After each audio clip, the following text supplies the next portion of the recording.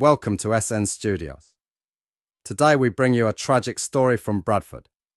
It was shortly after midnight on July 6, 2010, when a horrific act shattered the peace of Henford Drive, Pollard Park, Bradford. A man named Asjid Mahmood, then aged 22, was sentenced to life in prison to serve a minimum of 29 years.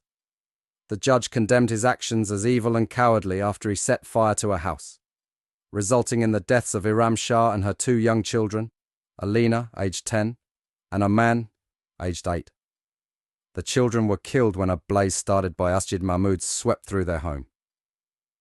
Asjid and his brother Arson had been involved in a dispute with the children's father over finance repayments on a car they had bought with him. The children's mother was seriously injured when she jumped to escape the smoke and flames and died later in hospital. Mahmood's brother, Asjid Mahmood, was jailed for 17 years for 3 counts of manslaughter.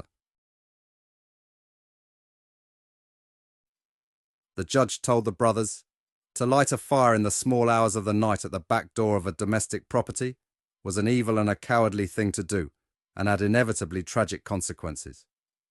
The judge added, this was an appalling and horrific crime. Mrs. Shah, then 30, died after leaping out of the window of the burning home with her clothes on fire.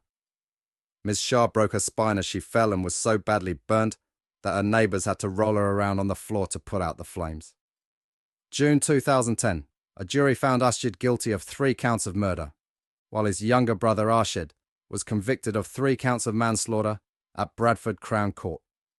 The pair used fish and chip wrappers and petrol to start the blaze on July 6, 2010. They had been involved in a dispute with father Zahir Shah over finance repayments on a Seat Leon FR car they had jointly purchased with him. Zahir had remarried after his relationship with Iram ended, but he still stayed over at the house occasionally. During his trial, Asjid Mahmood admitted starting the fire but denied wanting to kill anyone or cause serious injury. He said he went round to the property to try and get Zahir's attention after he landed him in debt by failing to keep up repayments on the vehicle. He claimed he only intended to set the car alight, but when it was not outside, he decided to light a fire outside the property, expecting it to burn out. However, it erupted into a large blaze, killing their children and then their mother Iram 6 days later on July 12, 2010. Prosecutor Andrew Stubbs QC said, there was thick choking smoke everywhere in the house. Iram always went to bed with them.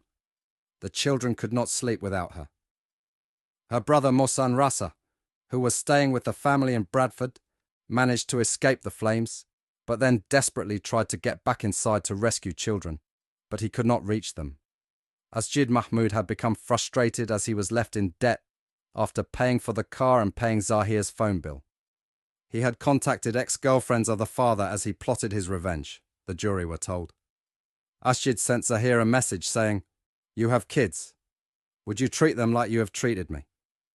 He said a further text was sent to a friend, which said, "I am so angry I want to destroy him. I can't destroy him physically, but I will ruin him in every other way." On the evening of July 5, 2010, Asjid sent the father another message asking where he was. Zahir told him he was in Manchester, and Asjid replied, "That's a lie."